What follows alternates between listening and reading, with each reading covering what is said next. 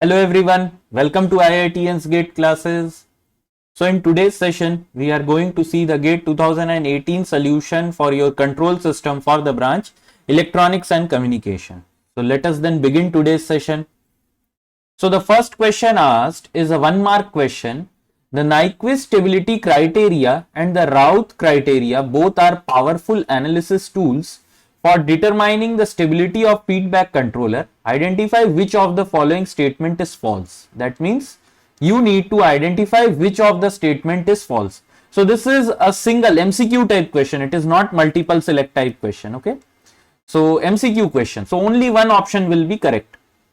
Sorry, means here it is asked what is the false option that you have to mark. So only out of the 4, only one option will be false. Okay. So see, option A is both the criteria provide information relative to the stability gain range of the system. Yes. So this is correct. By means with the help of our Routh-Hurwitz criteria, we get the value of K, as well as with the help of Nyquist plot, okay, we get the ranges of K for which your system will be stable. Option B, the general shape of Nyquist plot is readily obtained from the Bode magnitude plot for minimum phase system. Yes. So Bode magnitude plot is valid for minimum phase system, and with the help of Bode plot, we can get the transfer function. And once if we get the transfer function, we can get what? We can get your Nyquist plot as well. Okay. So this option is also correct. Last option is what? Sorry, C option is the Routh criteria is not applicable in the condition of transport lag, which can be readily handled by the Nyquist criteria. Very good. So this option is also correct. Routh-Hurwitz, we cannot actually determine the range of K for your transport lag. We usually, what we do,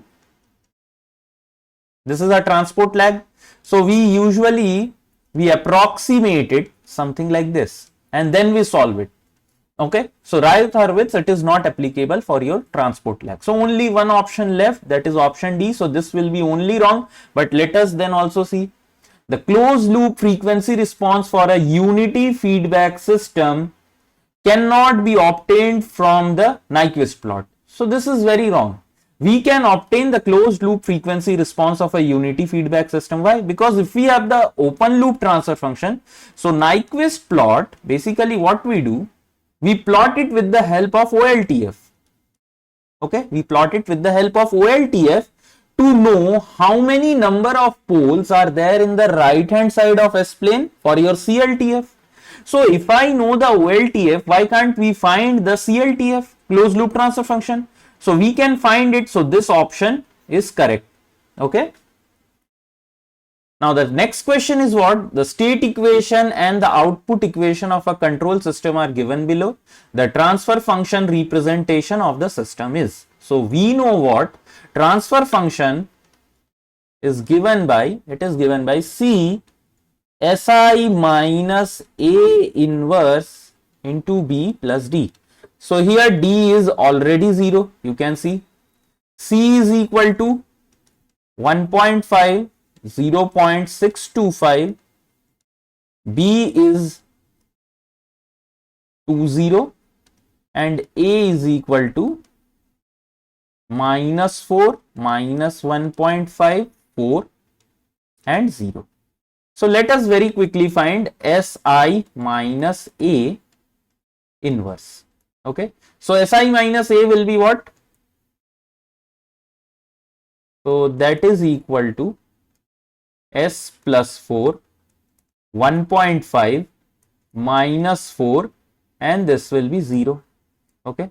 So now if I want to find inverse, what I am going to do? I am simply going to do what? I am going to interchange the principal diagonal element and multiply the off diagonal element by -1 and divide the matrix by your determinant. So that will be, so interchanging the principal diagonal element, so 0, S plus 4 and multiplying with -1 in the off diagonal. And then I need to divide by the determinant. So that will be 1 divided by, you can see over here, So that is okay. So sorry, I have done one mistake, small mistake, that this I had kept over here as 0. So this should have been S. Okay. So this will be S. So S into S plus 4 minus 4 into 1.5. So minus into minus, that will be plus 6. Okay. So this we got what? We got SI minus A inverse. So now let us solve this. So C is equal to 1.5 into 0.625 and SI minus A inverse, what did we get? So let me copy paste this one.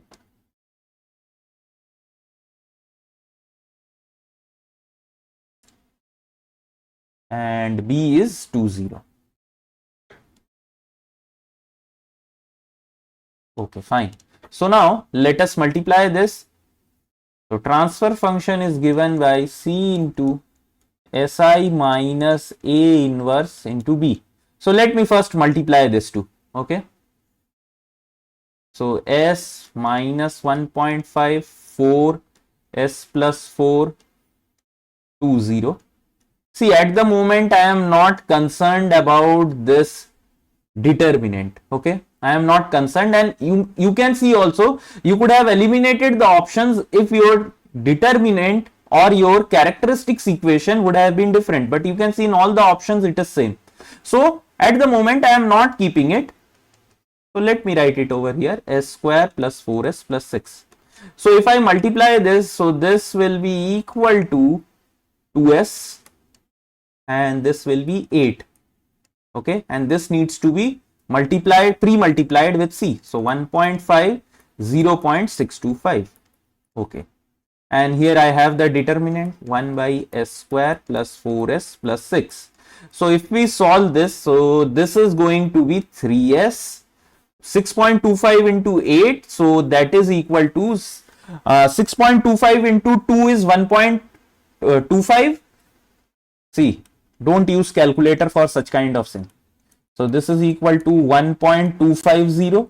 Now if I multiply this with 2, so this will be 2.5. So that means what? 6.25 into 4 is 2.5.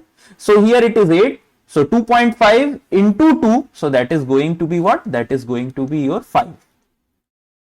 Divided by S square plus 4S plus 6. So which option do we see? Option A.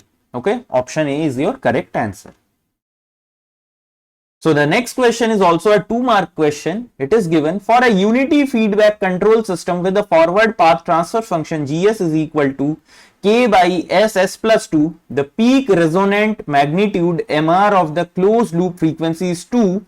The corresponding value of the gain K correct to 2 decimal place is. Okay, so this is a very good question. You can see second order frequency response questions are not asked that much, but after a lot of time this question has been asked in 2018. So how to solve this question? I am going to show you. So first look.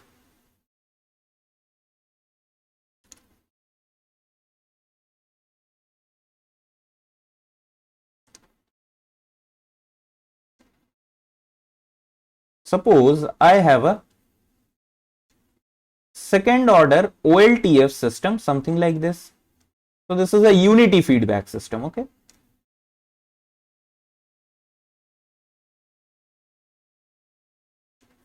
So this is omega n square by S plus 2 zeta omega n. Okay.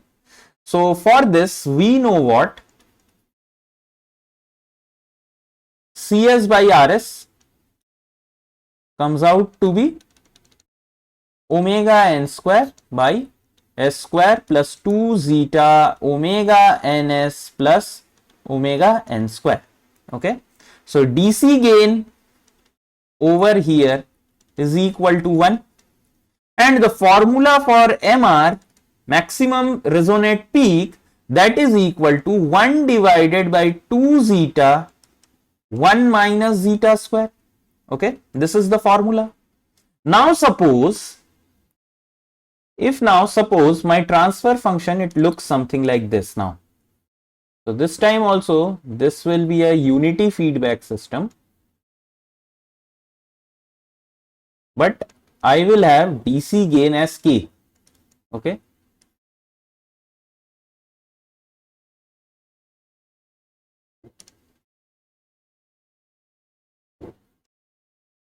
So this will be also negative feedback system, unity negative feedback. So look very carefully. So this is your RS and this is your CS and this is omega n square by S plus 2 zeta omega n, and here this is K. So what we can see? CS by RS will be equal to K divided by K by omega n square, S square plus 2 zeta omega ns plus omega n square. Okay. Now here you can see what? DC gain is equal to K, and now your formula for MR becomes K divided by 2 zeta under root of 1 minus zeta square. Okay. So for this kind of system, this is the formula, and in all your book, you are going to see this formula only. So most of the students, they took this formula only and they solved the question. Okay, this formula, and they found out K. But if you see this transfer function GS is given like something like this. So that means what? If GS is given something like this, so I am taking help over here. I am erasing this part. I am erasing here somewhere.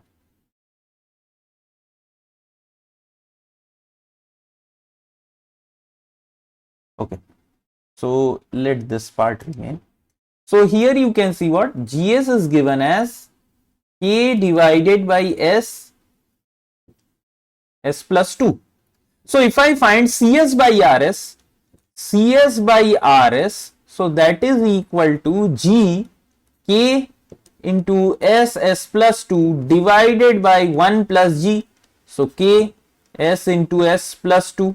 So if I solve this, this will be equal to K divided by S square plus 2 zeta omega, plus 2 S plus K. Okay, and here also you can see DC gain is equal to 1 and MR is equal to this formula. So if we apply this formula, if we consider DC gain as K, then we are going to get the wrong solution. Okay, wrong solution. Here we need to apply this formula only, as your system has still DC gain 1. Okay, so let us then solve the question. So MR is given by 1 by 2 zeta under root of 1 minus zeta square, and this is given as 2. You can see in the question MR is given as 2. So let us try to solve this. So this will be equal to 4 zeta under root of 1 minus zeta square is equal to 1, or this is equal to, if I square both sides, so 16 zeta square 1 minus zeta square is equal to 1. So let us solve this. So let me put zeta square is equal to x. Okay, so if I do this, so this is equal to what? 16x 1 minus x is equal to 1, or if we solve, so this will be 16x square minus 16x plus 1 equal to 0, or x square minus 1x or minus x plus 1 by 16 equal to 0. Now you need to solve. So x is equal to 1 plus minus under root of 1 minus 4ac, so 1 by 4 by 2a. So this will be 2. Okay. So now if I solve this, so this is plus minus root 3 by 2 by 2. So let me take help of the calculator for solving this. So this is 1 plus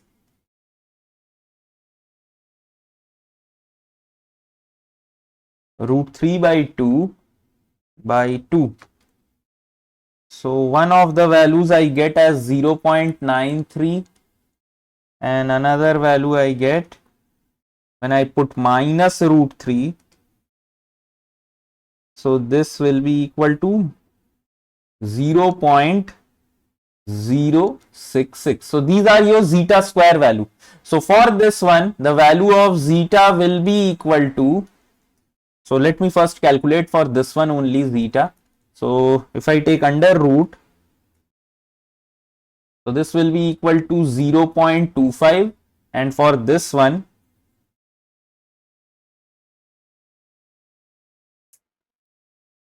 so this comes out to be 0.96. So this is invalid value of zeta. Why? Because we know in your second order system, the value of zeta cannot be more than 0.707.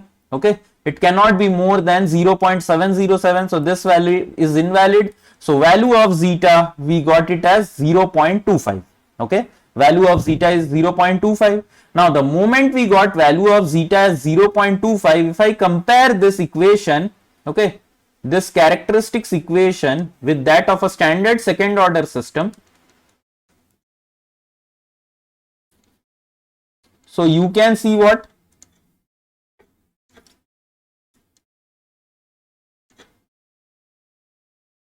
Omega n is equal to root k. Okay, omega n is equal to root k, and 2 zeta omega n is equal to 2. So zeta omega n is equal to, so omega n is equal to 1 by zeta. Okay, so this value comes out to be, so you can see value of zeta is 0.25. So omega n comes out to be 1 divided by 0.25, or this is 4. And if you put this over here, value of k is equal to approximately 16 you are getting. So the answer to this question is 16. Very good question. Okay, very good question.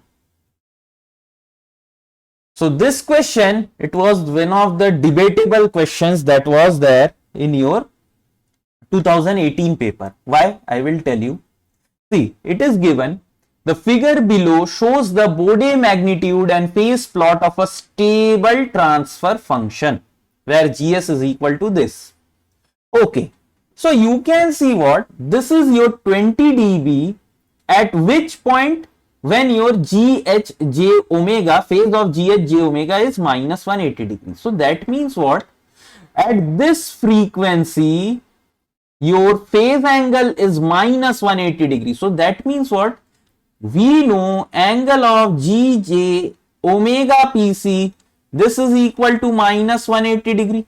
Okay, phase at your phase crossover frequency, it is equal to what? Minus 180 degree. So this means this point is what? This is your omega PC, and we know what? 1 by gain at omega PC is what? It is your gain margin. So here you can see the gain at GJ omega PC, it is given as 20 dB. So this is 20 dB. Now if I take inverse 1 of this, 1 divided by GJ omega PC, so this will be equal to minus 20 dB. Minus 20 dB. And moreover, you can see this point. This point is what? This is your omega GC, because we know what? Magnitude of GJ omega GC is equal to 1. If I take dB value, so 20 log of this value, 20 log of this value is equal to 0. So this is what? This is your gain at your gain crossover frequency is 0. So you can see even at this point, it lies, this is a negative value. So phase over here, this is also negative, and gain margin is also coming out negative for this GS. But in the question, it is given that it is a stable transfer function, and we know what? For a stable transfer function, gain margin should be greater than 0, even phase margin should be greater than 0. Okay, but here you can see even gain margin is less than 0 and even phase margin will be less than 0. Why?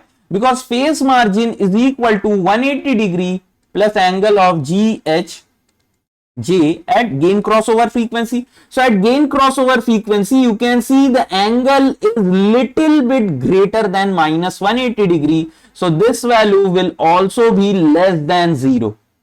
So this is not a stable transfer function, first of all. So this was the most debatable point, that they have given stable transfer function, but this was an unstable transfer function. But still, we could have solved the question if we assume that it is stable. How? So look very carefully. So let me erase all these things over here.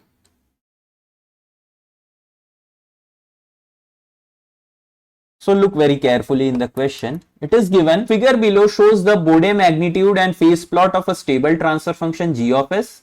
So this is your configuration given. Consider the negative unity feedback configuration with gain k.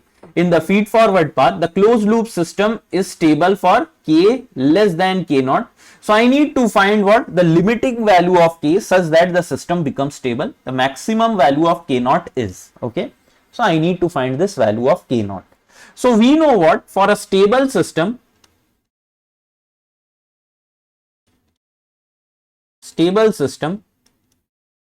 gain margin should be greater than 0. Second, phase margin should be greater than 0. Okay. So here I will take help of the gain margin. So let me assume the forward path gain of this transfer function is G1s, and that is given by K G S. Okay. So now G1 J omega will be equal to K G J omega. So let me find what? Let me find your gain margin of this system. So we know what? Gain margin in normal number, not in dB, it is equal to 1 by magnitude of G1 J omega PC. Okay, this is your gain margin. So let me find the omega PC for this function. So that will be equal to G1J omega PC. So this will be equal to 20 log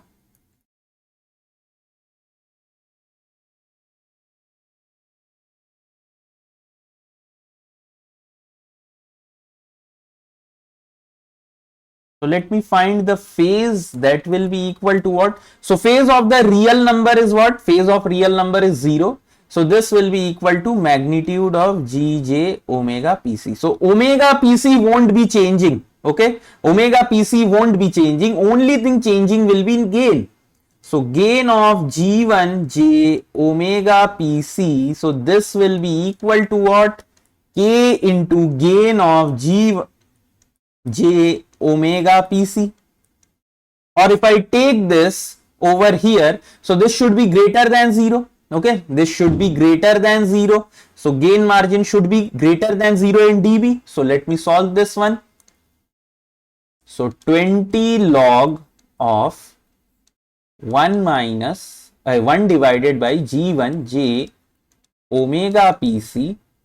So this should be greater than 0, or this should be 1 by G1 J omega Pc should be greater than 1. Okay, 1, or G1 J omega Pc, sorry, this is magnitude over here. Magnitude should be less than 1. Okay. So now let us try to solve this one. So this already I have calculated. So this should be less than 1. So you can see over here that this is K into magnitude of J omega Pc. So this is the point. This is omega Pc. So this is given in dB. Okay, this gain is given in dB. I need to find it in normal number.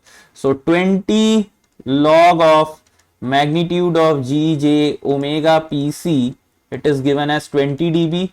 So this comes out to be magnitude of Gj omega Pc. This is equal to 10. Okay, this is equal to 10. So put this over here. So K into magnitude of Gj omega Pc should be less than 1. So K should be, K into 10 is 1. So K should be less than 0.1.